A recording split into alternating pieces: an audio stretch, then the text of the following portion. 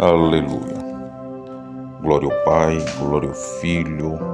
e glórias ao Espírito Santo de Deus. Mas graças a Deus que nos dá vitória por nosso Senhor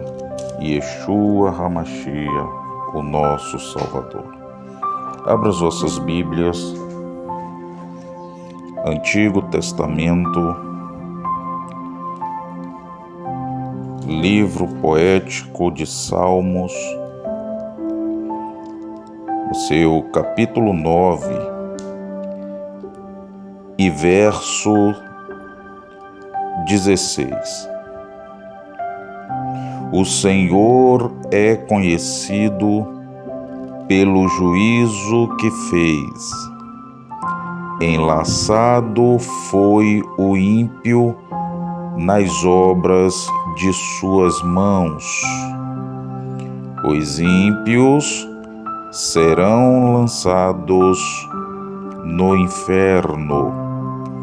e todas as nações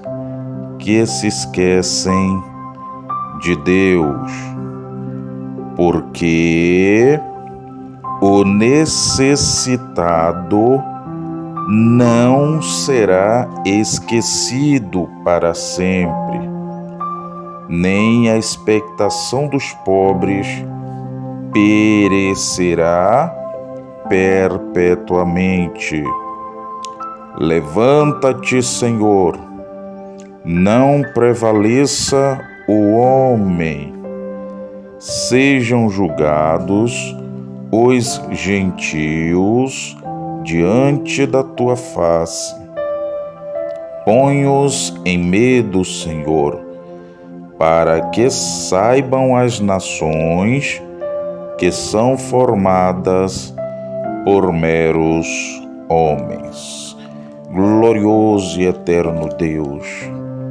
neste momento glorioso, meu Deus, eu peço agora a direção do Teu sagrado, perfeito e divino Espírito Santo, que é o dono da palavra, que é o primórdio e a primazia das Escrituras sagradas, que é o que fala, que é o que mostra, que é o que revela, que é o que fala, o que expressa com precisão tudo aquilo que nós, seres humanos, necessitamos ouvir, compreender e viver, ó Deus, de acordo à Tua vontade. Fala conosco, Espírito Santo de Deus, para que o nome do Senhor em nossas vidas seja glorificado, para a glória do Pai, do Filho e do Espírito Santo de Deus. Amém e graças a Deus. Compreendemos teologicamente que o livro de Salmos é um dos cânticos, é um dos versos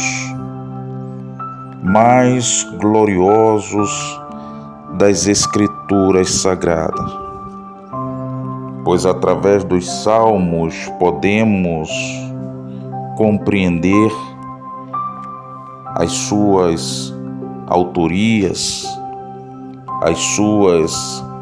diversidades, as suas humilhações, os seus clamores, as suas dificuldades e também os seus louvores entoados ao Senhor, por haver se lembrado de cada pessoa individualmente, de cada congregação ou de cada nação que colocava o trono de Deus, o trono da justiça, o trono da sabedoria, o trono da glória, acima da sua própria vontade, da sua própria inteligência, do seu próprio intelecto, das suas próprias sabedorias, e assim eram dirigidos pela vontade do próprio Criador. Haja vista que o livro de Salmos tem como seu autor e co-autor fundamental o servo do Altíssimo chamado Davi. É claro que outras pessoas tiveram a oportunidade de escrever também este sagrado livro, e podemos também falar sobre Asaf, falar sobre Moshe no Salmo 90. Alguns escritores lembraram-se do servo do Senhor quando ali orava a Deus. E o Salmo 90 é escrito com a oração de Moshe, a oração do grande juiz, do grande primeiro rei e dirigente do povo de Israel, na direção do Deus Todo-Poderoso. Nós podemos ver também que no Salmo 92 é um cântico entoado a respeito do Shabat, o dia do descanso do Senhor, o sábado santo, e venhamos aprendendo a cada tempo, a cada momento, no analisar das Escrituras, como a palavra de Deus, ela é viva, ela é rica, ela é eficaz em todos os tempos. Antiga, porém atual. Antiga, porém contemporânea. Antiga, porém nova, renovada, vivificante, como se houvesse sido escrito ontem, para a vida, entendimento, discernimento e renovação de todo aquele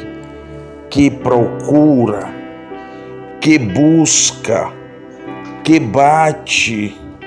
e deseja achá-lo, encontrá-lo em sua suprema, extrema, mega, extra glória, grandeza e sabedoria, acima de todo ser humano e de todo ser constituído governamentalmente sobre a face desta terra. O livro de Salmo foi escrito por volta, é claro, do século X ao século V, porque nós sabemos que o Antigo Testamento ele é decrescente por causa do Novo, por causa do Filho do Homem que nasceu sobre a face da terra, e todos os anos, desde o princípio até o primeiro século, é decrescente, vai contando de cima para baixo, e fica evidentemente, cientificamente e historicamente comprovado que a Bíblia Sagrada, ela é justa, ela é santa, ela é fiel, ela é verdadeira e digna de toda aceitação. Quase todo o escrito dos Salmos foram entre o século X ao século V antes de Cristo. E podemos ver que em hebraico o salmo é conhecido como Tehillim ou Tehillim, que significa louvores, que significa cânticos entoados ao Eterno. É claro que o livro de Salmos, ele se deriva não só entre as duas pilares básicos, que é a oração e o louvor, mas também podemos ver em expresso o cotidiano dos momentos bons, dos momentos difíceis que cada salmista ou que cada pessoa entoado nos salmos enfrentaram, viveram, passaram,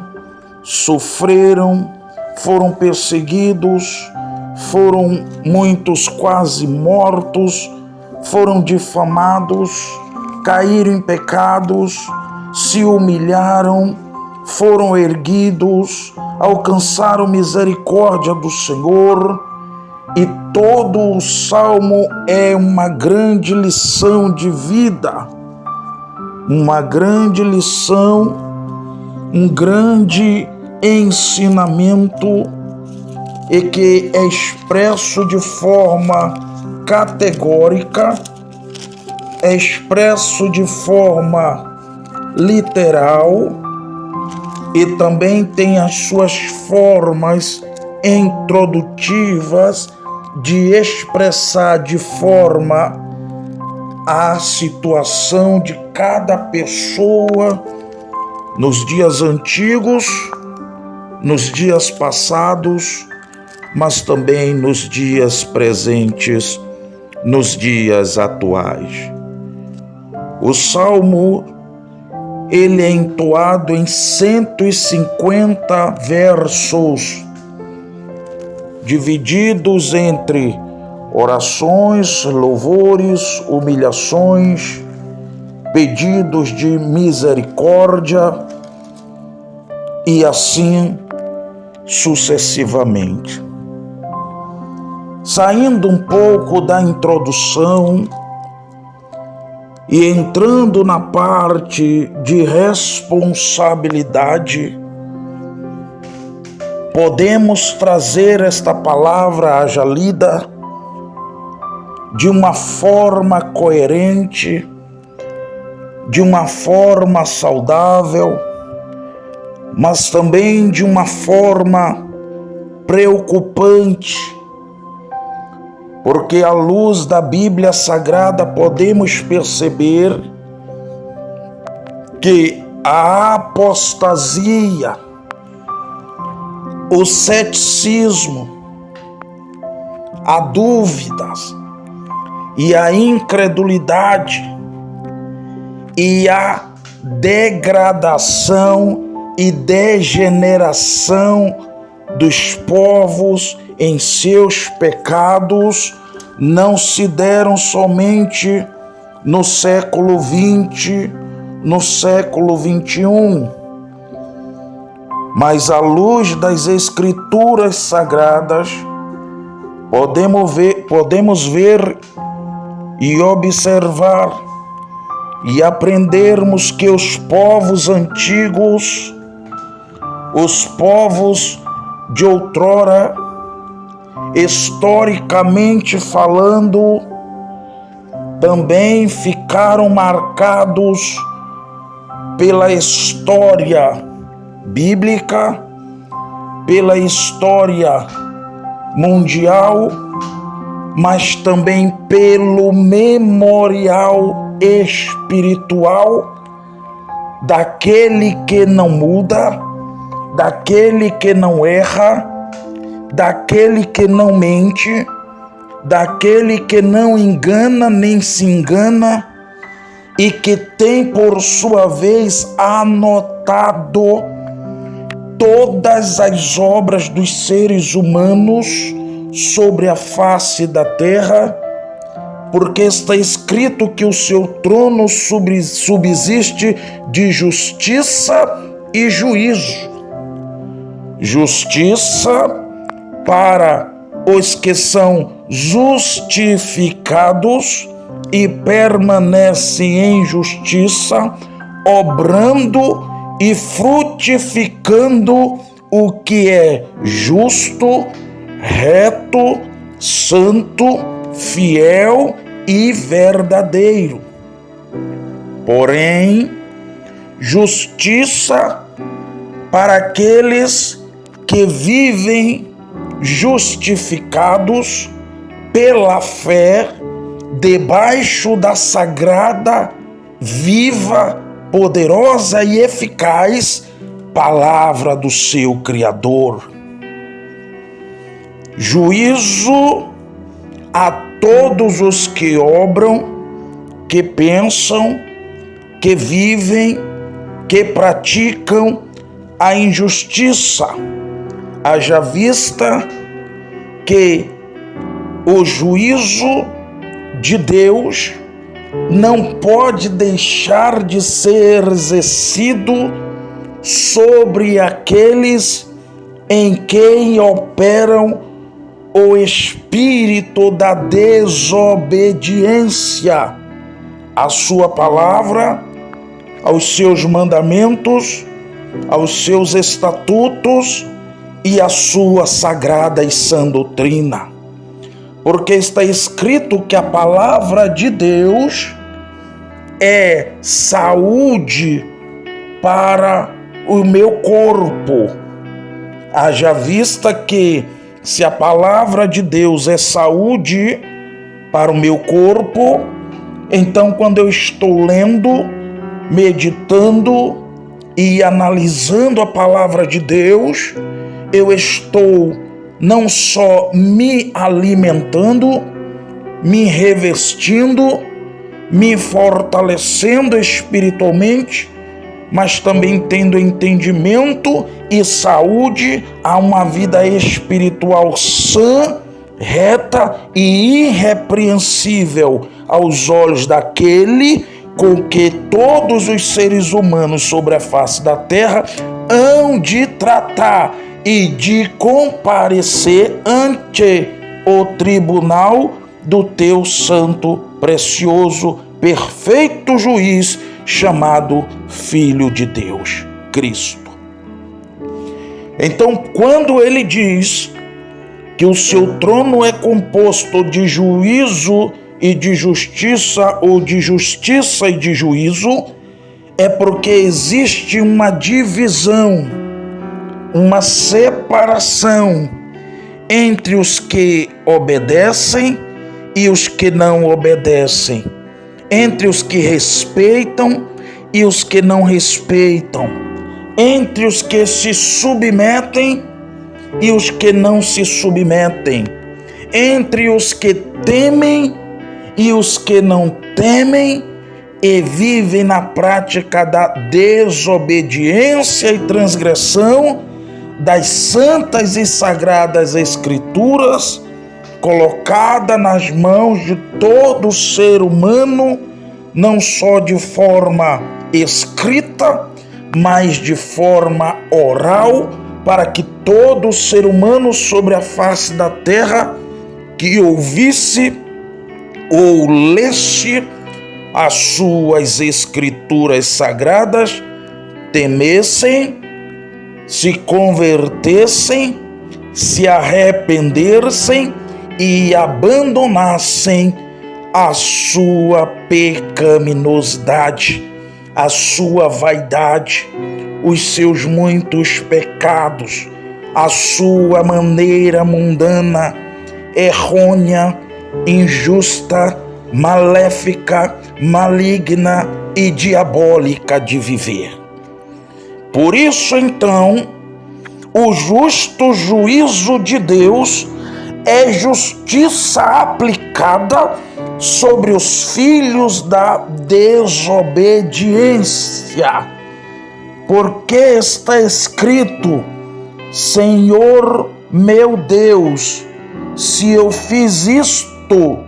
e se há perversidade nas minhas mãos, se paguei com o mal aquele que tinha paz comigo, antes livrei-o que oprimia sem causa.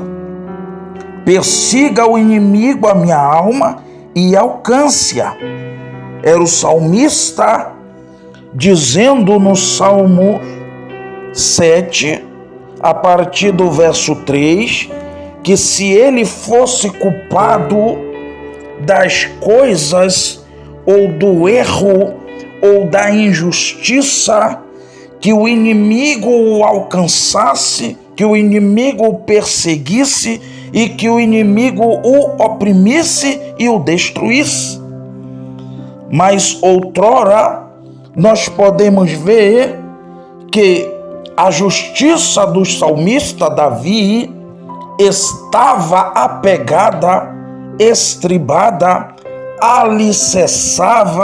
alicerçada e não titubeava nas suas escrituras, porque ele não vivia segundo o seu próprio entendimento, mas ele vivia debaixo da orientação, do entendimento e da consagração que outrora feita em si pelo profeta Samuel, quando ali derramou sobre a sua cabeça a unção do azeite fresco, o qual o ungia aos desígnios, aos propósitos, ao projeto do Todo-Poderoso, Criador dos céus e da terra, de tudo quanto nele há, o Rei de Israel, o Supremo de Israel. Então Davi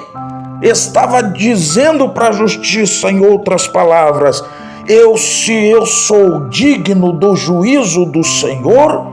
então eu não tenho por que argumentar com o meu Criador. Se sou réu de juízo, se eu tratei com injustiça aquele que foi justo comigo, se eu fiz maldade com aquele que foi benigno comigo, então que o inimigo, aleluia, perseguisse-o, a sua alma, e o alcançasse. Então, como ele era justo, santo, reto e íntegro diante do Senhor, o juízo do Senhor não podia vir sobre ele, porque não havia injustiça, não havia maldade, nem tampouco sangue inocente sobre as suas mãos. Então observe que Deus é um Deus justo, santo, reto e íntegro, mesmo quando exerce juízo sobre o pecador. Estamos vivendo momentos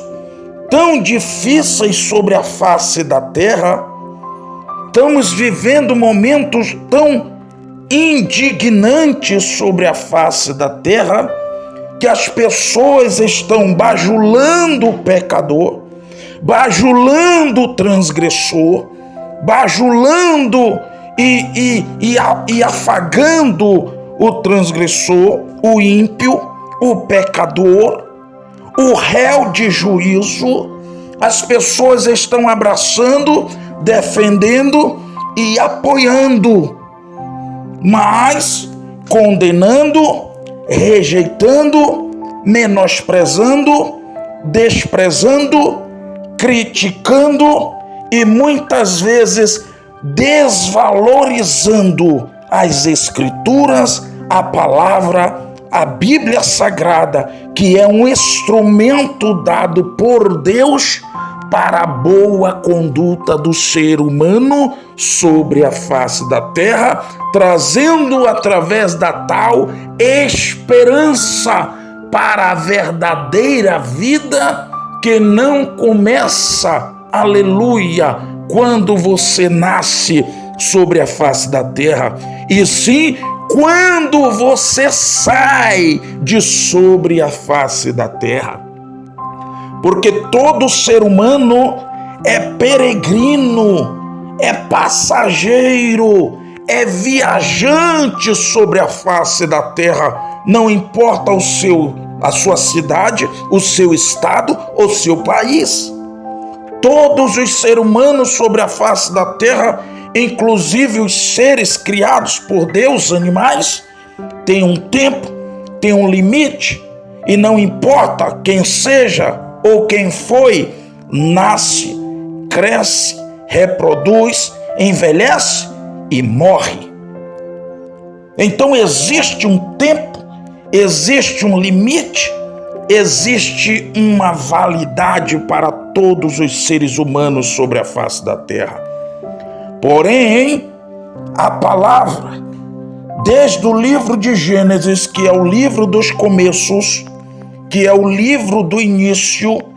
os 5 primeiros livros que, segundo a história, foi dada pela parte do próprio Deus ao seu servo Moisés, quando eles conversavam face a face no Monte Sinai, no Monte de Deus. Então, Deus fez separação desde o princípio entre o que era santo e o que era profano, entre o que era de Deus e o que era do maligno, entre o que era bom e o que era mal, entre o que era justo e o que era injusto, entre o que servia ao seu Criador e ao que servia ao maligno, a Satanás, na sua própria vã maneira de viver, que é a sua vontade, sempre prevalecendo contra, negativamente, fonicamente, audivelmente, ou nos seus próprios pensamentos e malvado coração, cogitam, desmancham e aniquilam a vontade do seu Criador dentro de si mesmo. Então, podemos compreender nisso que está escrito que Deus, o Criador, aceitou a face de Abel, porque está escrito que ele era justo, e Deus rejeitou, Deus não aceitou a face de Caim, porque está escrito que ele, além de ser mau, ele era do maligno. Então, desde o princípio, desde o começo, Deus faz a distinção, a separação de forma visível, de forma prática e de forma atuante, conforme a obra de cada um. Pois está escrito que cada ser humano, cada indivíduo, seja ele macho ou fêmea sobre a face da terra, darão conta diante do seu Criador por tudo aquilo que tem feito, que tem praticado, que tem pensado, que tem agido, que tem injustiçado sobre a face da terra, conforme as suas obras. Porque no livro de Gálatas, capítulo 5, existe as obras da carne e os frutos do Espírito. Então, por isso, o nosso Criador, no livro de Salmo, capítulo 9, ele fala, ele afirma, ele é categórico. E o verso 16, 17 e 18 nos afirma, haja vista que no livro de Malaquias, no seu capítulo 3 e versículo 18, ele deixou escrito que: e outra vez vereis a diferença entre o justo e o ímpio, entre o que serve a Deus, o que serve ao Criador, o que obedece à sua palavra, e o que não serve, quer dizer, o que é injusto, o que despreza, o que desobedece, o que não anda conforme a palavra, mas conforme a prática e o desejo e a desonestidade corrupta do seu próprio malvado, perverso e maligno coração. E porque outra vez vereis a diferença entre o justo e os ímpios, pelas obras, pelas práticas, por aquilo que cada um faz, com cada um olha, o que cada um vive, como cada um se comporta, na sua forma de agir, de falar, de pensar, de colaborar, de viver, de acionar o seu corpo para o mal, para o que é mal, para o que é negativo, para o que é maligno, para o que é diabólico, para o que não tem a ver com a santidade e a justiça de Deus, mas andam conforme a vontade, o sistema e a analogia pecadora, perversa, maligna e condenável desse sistema corrupto e mundano que as nações, que os países, que os estados e os governos decidiram para cada um sobre a sua própria nação. Está escrito que os homens converteram a verdade de Deus em mentira, Romanos 1, e amaram mais a criatura do que o seu Criador. E isso fica notório quando nós vemos as pessoas achando que estão ganhando o seu tempo com os seus ídolos, com os seus artistas, com aqueles e aquelas que eles aderiram como conselheiros de canções, de orações, de músicas, de filmes e de estilo de vida mundano, terreno, perverso, animal e diabólico, segundo os homens dessa terra. Então, por isso que a justiça de Deus, ela repousa sobre os filhos da obediência. E o juízo de Deus repousa não só afastando esse iníquo, esse injusto, esse desobediente, esse ímpio da sua santa, justa e perfeita presença, como também ele exerce o juízo e a condenação por esta pessoa ouvir, conhecer, mas rejeitar tão grande, preciosa, gloriosa salvação. Está escrito, então, e os ímpios serão lançados no inferno, ou podemos chamar de Guiena, ou podemos chamar de Sheol, que é um lugar